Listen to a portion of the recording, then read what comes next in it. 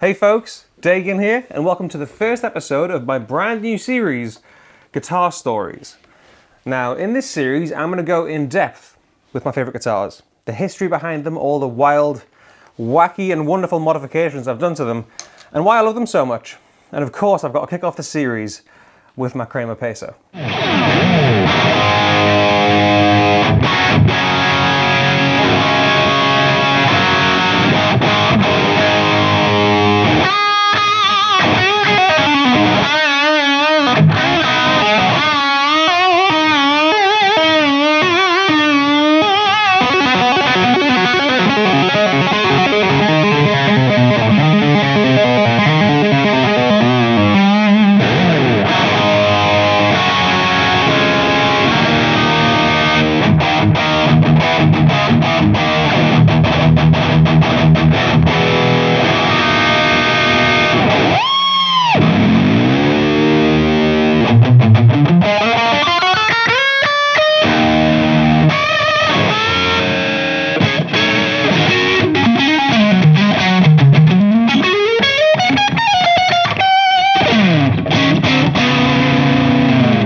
You can do absolutely everything with this guitar. I love it so bloody much. It's seen more notes, more stages in front of big crowds, small crowds. It's seen more airtime on camera than any of my other guitars.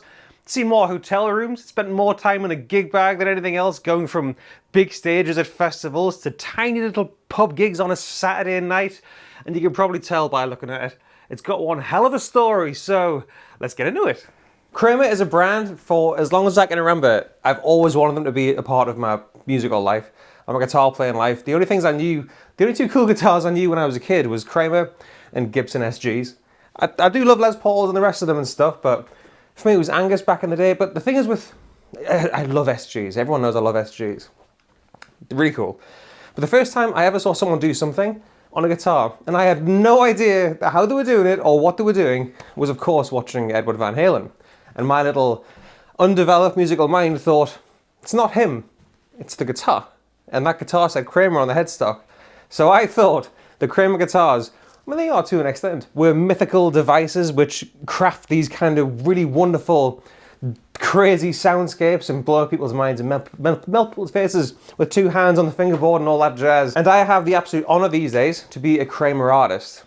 One of the best days in my, probably not even musical life, but regular life in general, was getting the message from Al John from Kramer asking if I wanted to be part of the Kramer family. I've played Kramers for years, ever since I got my first one, my 1987 Pacer Custom 2. It looked very different when I got it. When I was 18, from my old college studio. That's got a Guitar Stories video behind it as well at some point in the future. So I've been playing them for many, many years. And with the Kramer resurgence, the revamp, because Kramer are owned by Gibson now, and Gibson had that whole revamp with Cesar and JC and stuff, they put a lot of time and effort into building the Kramer brand back up to what it was and what it should be. But I realized a lot of people who were playing these guitars took the piss, like put on wigs and sunglasses and eyeliner and just kind of messed around with them. And the people are totally out to do that because the guitars are ridiculous. 80s guitars in general were ridiculous, and there's a big part of that which is piss taking. Take the piss out of yourself or other people and stuff.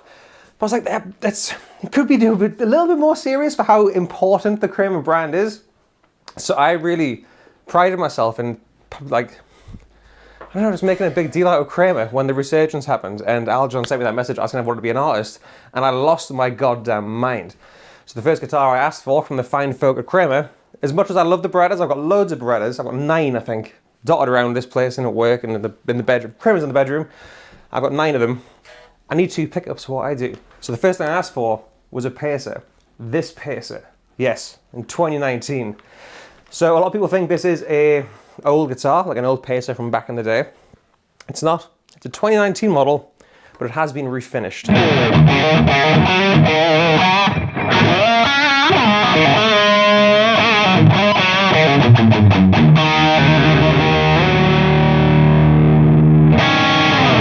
So the guitar arrived, as you can see in these pictures, in this lovely sparkly white finish. And I love that finish. It was so good. It's a gorgeous finish, and I really want to get one just so I can have a proper original Pacer in the old collection. Maybe as a backup for this. But I love messing with things. Like I said, that love of Edward Van Halen and the rest of his crazy, the rest of the crazy folk from the 80s that modified the guitars. I was like, Nah, let's make that special. So the first thing I did was take the paint off. And the fun little fact about me, I'm a huge car enthusiast. I love exotic cars. Supercars are my everything besides, I haven't got one, but besides guitars, I'm obsessed with cars, more specifically supercars. And there's a fantastic chap called Manny Koshbin over in LA who has a Hermes, I'm quite partial to a bit of fashion as well, has a Hermes spec Bugatti Chiron. And the colour of that Bugatti Chiron, it was painted by Hermes in one of their colours called Cray. C-R-A-I-E. And it's like an off-white, almost chalk cream, which looks a bit darker in certain lights. It's kind of similar to Sammy Hagar's LaFerrari, which he's just put up for auction with Barrett Jackson's, I think. But that colour, looking down now, it's upsetting to see what it looks like now. But that's the colour I went for. That, but a satin version. And the contrasting brown colour is also inspired by Mr. Manny Koshbin, as he also has a stunning Pagani Huayra, also one of one, crafted with Hermes, just like his Chiron, but the interior colour is that classic Hermes brown. I believe it's Cigare, if that's how you pronounce it. The same famous brown you'll see on their belts and bags. I thought painting that as a contrast would look very sharp, and it did, when it looked new. So it was a very fine layer of satin cream, let's say. Painted the Floyd Rose. Well, the Floyd Rose is interesting because it's not the original Floyd Rose. The original Floyd Rose 1000s, they're black. I had a silver German one lying around, so it's a proper old school, fancy Floyd Rose, let's say. So I painted it. Again, the cream and the brown. Painted the D-tuner brown as well. Put some brass fine tuner keys on, and here we are. When it was new, it looked $1,000,000, but now it's got its own charm. I even took off the little tuning keys, which are different. I'll talk about them later on. And the tension bar for the Floyd Rose, painted them, and the rest. Yeah, that's why it looks the way it does. And the back plate, forgot about that. It's interesting, isn't it? So that is the chat with the colour. But one thing I get asked quite a bit, especially with Kramers and other super strat kind of shreddy Fenders or Charvels, is do you take the paint off the back of the neck? But I like a gloss neck. A lot of people take sandpaper to it and make it raw wood like a natural tone, but I really like a gloss neck. My SGs have gloss necks, this has a gloss neck, so everything else is satin, besides the back of the neck, which is the opposite for a lot of shred or regular guitars out there, I guess. So the colour change is one thing, and of course now a big thing, because the satin, the thin satin has just worn down crazy over the years. On the back, it's all coming away, there's little marks out when it's on my knee and stuff. For my arm, of course, and this is interesting, that's from my fingers. I must rest my fingers on like Peter Green kind of thing. I don't like the way it looks, but it's there. And everyone's like, oh, again, you've done it with sandpaper yourself to make it look relics. If I was going to do that, I wouldn't put my little manky finger marks in between the pickups. But that's where my fingers rest, evidently, and it's taken all the gold off the pickups around as well.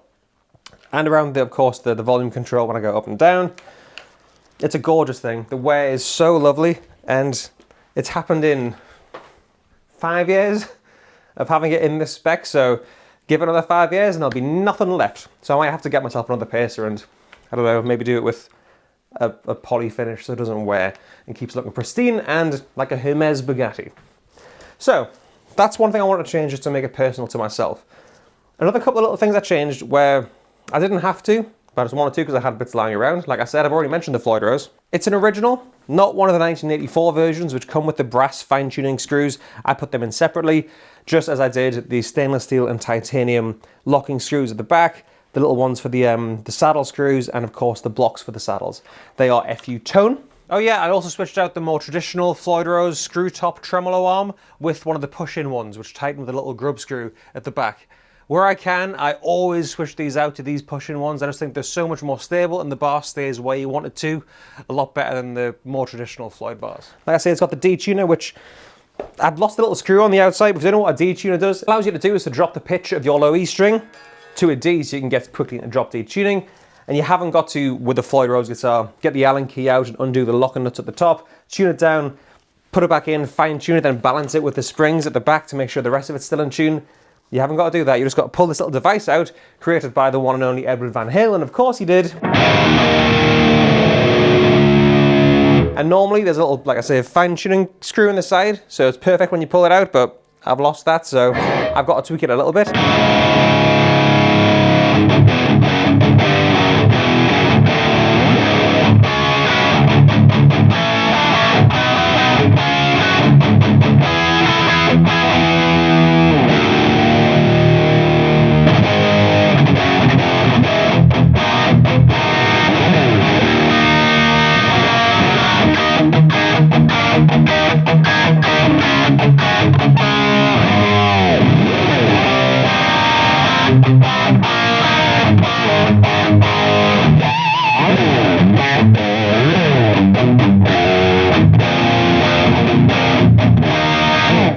So that's the Floyd Rose. Well, last little things on the Floyd Rose. It's got a big brass block in the back. It's one of the L-shaped ones. Some noiseless springs to stop it squeaking. It's nice and quiet. And a brass claw, because it looks cool. I did drill through the body here when I was doing something to do with this. So that's got some tape on it. That's a thing. And that's the Floyd. What was I talking about again? This was things that I didn't have to change, but I had to because they were lying around. Yeah. So over the headstock, it has got stainless steel locking nuts on the front there with silver locking pads, the top bit, but the bottom bit is original, so it's black. And it's got Goto locking tuners on, which are pointless when you've got a Floyd Rose. It makes tuning, makes restringing ever so slightly faster, but because of the locking nut, these are redundant. But I had them lying around, and I didn't want them just sitting in a drawer, so I put them on my Pacer, and that's why they're there. I keep my guitar picks on the side of the headstock with a piece of rolled up gaffer tape. Everyone always asks me, how do you keep your guitar picks on the headstock on the front of the guitar, like the Eddie Van Halen style thing?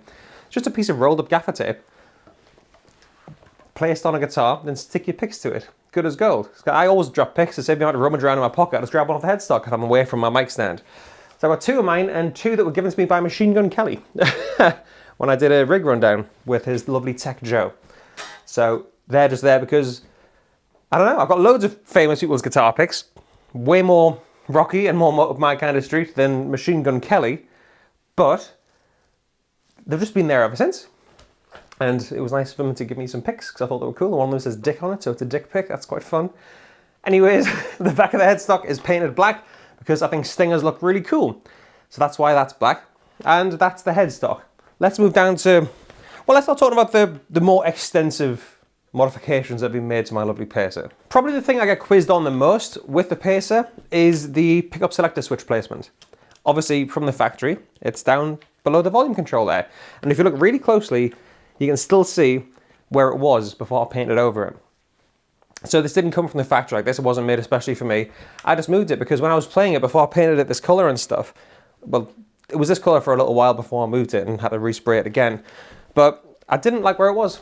I love the Pacer with all my heart, but for some reason where the volume was and the pickup selector switch, I didn't really like it. So I did the new Betancourt thing and moved it to the lower horn. And if you look on the back, you can't even tell. There's so many stickers and stuff. I just got a big drill, went through one side of it, I'll drill another hole there. Tried with all my power not to drill straight through the body because it's quite small. The other side of these little switches, I didn't want to go for one of the bigger switches because I like the look of the smaller switches with the Pacer.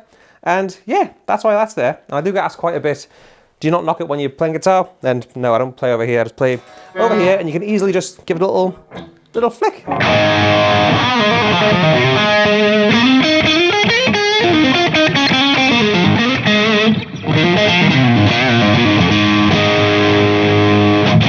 And that leads us nicely on to the electronics of this guitar, because they are quite different to how it started life, both the way it's configured and the pickups themselves. Obviously these guitars come standard with Seymour Duncan JBs and Jazzes, or 59s? Jazz? Can't remember. Amazing pickups, incredible pickups. One of them's in the neck pickups in my drop CSG back there. Cracking pickups, but I like messing with things, I like changing things and having fun. So the way everything's configured right now, one master volume control.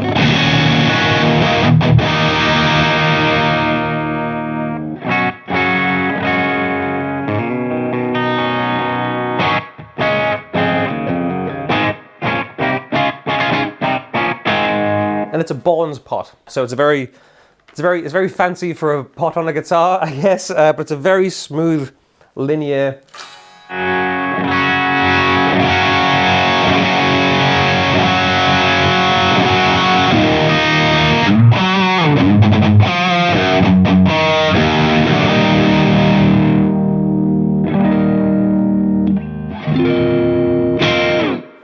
Master tone with the, well, when I fitted the Killswitch, I accidentally knocked one of the wires for the coil split of the neck pickup, so now I think it's just stuck. It's a push. I think I was just stuck as a single coil.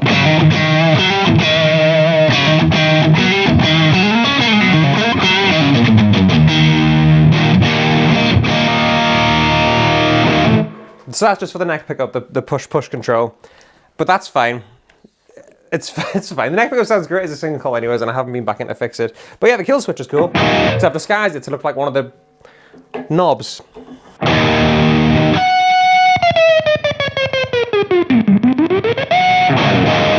It was a pointless modification, and I always forget it's there, but when I do remember it's there, it is a lot of fun. So the pickups themselves, this guitar has been through so many pickups. So many pickups. Like I say, the Seymour Duncans that it came with are fantastic, but I like tinkering with things. It's a Pariah black heart in it. For the longest time, it had a Bill Lawrence XL 500, the Dimebag pickup, which I've got in my first Kramer. Again, the whole Nuno Betancourt thing, the Dimebag thing, I love. It's one of the best sounding pickups on the planet. Then I went to Schecter when I was on a tour in the US with PMT, and I listened to their Pasadena Plus pickup, which was amazing. It was designed by Zaki Vengeance from Avenged Sevenfold, one of my favorite bands, and it just, the sonicness of it was just fantastic. So I had a black one of them in this for a while, which is now in my white SG. And then they were like, we work quite closely with a whiskey company called Whistle Pig. This had whiskey in it once, and it didn't last very long. Amazing whiskey, and they're like, we design, or we can make our pickups out of anything we want, including whiskey barrels. So, the bridge pickup in my Schecter Pacer is a Schecter Pasadena Plus from their custom shop, made from with the bobbins made from a whiskey barrel, which is just crazy because the way it's wearing right now, the way the wood is wearing down, is so cool. Besides the brown itself matching the aesthetic of this guitar, it was literally a match made in heaven. It's a great sounding, great looking pickup, man.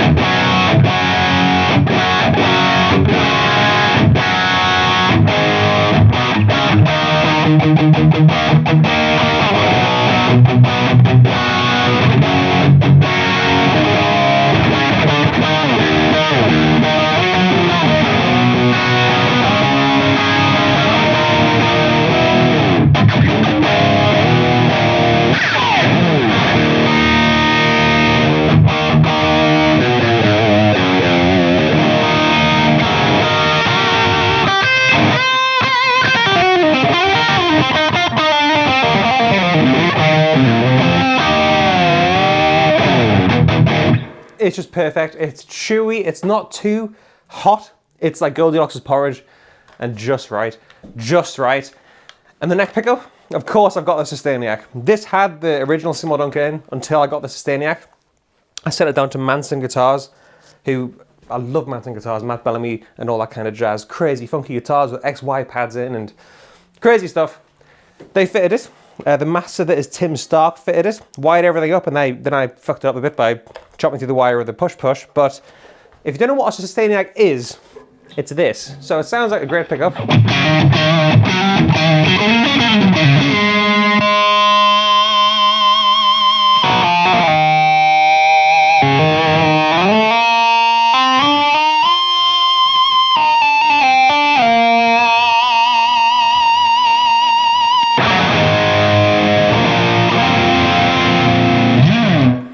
So, when you turn it on, it stops being a pickup and it switches to the bridge pickup because this becomes a magnetic driver, which sends out a magnetic field, which makes the strings vibrate. So,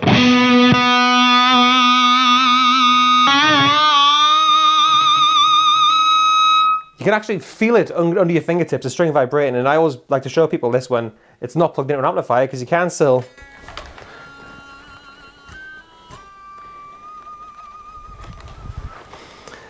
It's an incredible thing. Steve Vai, Satriani, Sinister Gates all use this novelty feature to just make crazy sounds with the guitar. So there's an on-off switch for it, right there, and this little switch right here, switch it between 3 different modes. You have harmonic mode, which is a 5th harmonic. Get the notes as a 5th harmonic. Fundamental mode, which is just, it sustains the note.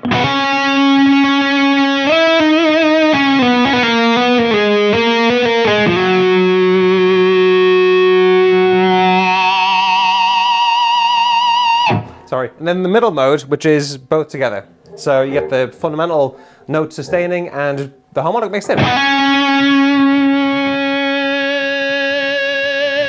That's two things blended together.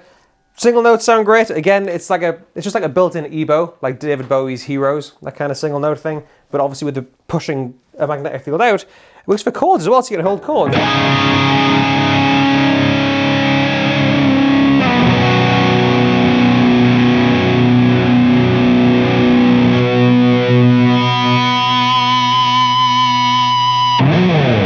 and that will last as long as the battery lasts in the back. So that's powered by an L battery on the back right there, which I've also painted in that Hermes grey colour. I'm not gonna lie, I do enjoy being cheesy with the Sustainiac, like occasionally, because I watched this video of Steve Vai do it with his Fernandez Sustainer, where he holds a note, then he blows on it, and it turns into a harmonic, and the crowd go, ooh, he did that with his breath. Or like he puts his tongue on it, and it turns into a harmonic. But if you watch his hands, he's just switching on the Sustainer. So if I go like...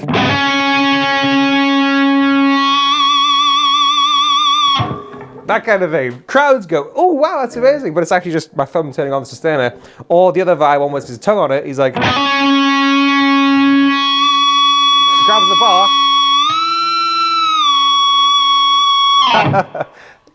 I mean, what's not to love? That's hours of fun right there. Hours of fun. But tonally, this guitar, I don't feel like I need to showcase all the tones for the next 45 minutes because you can watch the progression of this guitar change over the years on the PMTV UK channel, through some live videos on my Instagram and stuff. You can watch it go from the white sparkly colour to this cream colour, and then watch the battle scars just get bigger and bigger over the years. And the last thing, well, let's say the second to last thing, so I want to talk about the crazy stickers on the back at the end. I scalloped the top 4 frets. People go, oh, because of Steve Vai. I was like, well, I can always forget Steve Vai's got them, but it's actually because of Alexi Leho. So late one evening, in my garage, I took out a circular file, took the strings off and just went to town, very carefully on the wood in between the 19th to the 22nd fret. And surprisingly, I did a great job. The frets are completely intact, not scuffed even the slightest, and I sanded it down smooth, and it just makes it a bit easier to, like, get to the higher notes. Like, you can dig in a bit more.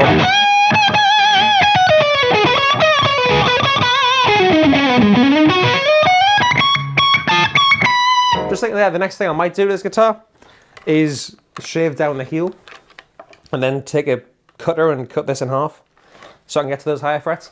That might be a video in the future. I might film the whole thing with a GoPro on my head, but that's maybe the next protocol to get to those scalloped frets a bit easier. So yeah, I think that's all the modifications I've done. Last thing I want to talk about is just the stickers on the back, because I ask about my stickers all the time. Why are they there? What are they for? Heartogram up top. I love the band Him, always have done, like from a kid and stuff. Starcrawler, a fantastic band from LA. That's actually a transferable tattoo that they gave away at one of their shows in Leeds. I think it was actually a free gig. It was a couple of years ago now, and now they're just taking the world by storm, and Henry Cash is one of my favourite guitar players now. So that's a Starcrawler tattoo up there. CKY, again, one of my all-time favourite bands. The Succubus sticker over the hole for the pickup selector switch is just there because my fiance's Instagram handle is Hermes Succubus. So I found that in a drawer, or it was at a market. It was a Tyneside market. I found some stickers. I was like, oh, I'm going to buy £5 worth of stickers just so I can get the one Succubus one and put it over the little hole on the back. This is Malice McMahon doing something unsavory to a blow-up doll. She's one of mine and my fiance's favourite Instagram personalities, online personalities. Have been for years. We met her at Cheetahs in LA a few years ago now, like 2019, and she was just so lovely. I think it's finished now, but Malice Creatures used to be her brand. I've got loads of t-shirts and I bought all the stickers and stuff, so that's on the back of my guitar. Moloko Velocet, because my favourite movie is A Clockwork Orange. And yeah, that's the Kramer. That's everything about the Kramer. Oh, Shala strap locks for the Headstock Camp strap. I will say, if you do want to paint your guitar in a satin finish, beware that it just gets gross really quickly. Besides the paint coming off, like just the blackness, I like to think I've got clean hands. But you never know when you're playing live, and after you touch like loads of, I don't know, railings walking into venues and stuff, and gross things in dressing rooms, like the slightest touch on white satin guitars or cream satin guitars, they just get black so quickly. And from black jeans, that's all that is. Like, it comes off with your thumbnail. But that's just the blackness from my jeans and the sweat coming through and dyeing it black on stage. But yeah, that's the Pacer. I hope you've enjoyed it. Please leave a comment down below. Let us know what you think of my glorious Pacer. Do you love it? Do you think it's the worst thing that's ever happened to Kramer since the Gorky Park guitar? If you know what that is, here's a picture of it. Comment down below what you think and hit subscribe if you want to see some more stuff in the future from my own channel where I talk about more of my guitars. Like I say, this is the first in the Guitar Stories series that I'm going to show off stuff my friends have made. And there's all the stuff that I actually enjoy and use and I'm passionate about. And just like magic, to help me say goodbye, here's Edgar. So hit subscribe, comment down below, give it a like if you enjoyed this video, and I'm Dagan Wilkin on Instagram. Thanks for watching. Me and Edgar, we'll see you next time. Say bye, little man. Bye. Hate it. See ya.